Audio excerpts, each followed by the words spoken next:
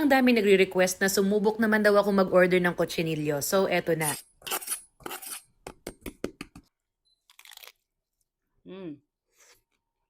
May mga baon ulit tayo from Olive's Cochinillo and Lechon Belly House. Meron tayong isang buong cochinillo.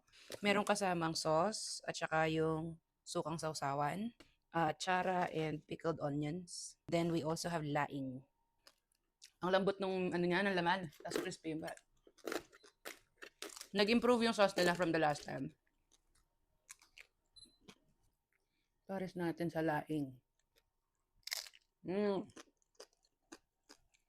Lechon, binagoongan, chunks ng pork, may talong, and yung nagmamantikang sauce.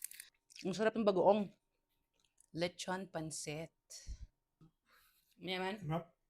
Itong pancit japchae noodles yung gamit. Yung pagkakaluto niya mayroong konting sweetness. Para siyang fusion nung japchae tsaka pancit gisado. Masarap yung sisig na lechon.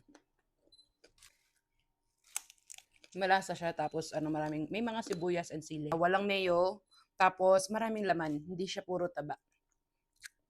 Smoked pork na may kasamang mashed potato. Malambot. Ito nyo, parang classic barbecue, pero hindi matamis. Medyo social tayo dito, may pa-mashed potato. Oh, crispy ulo.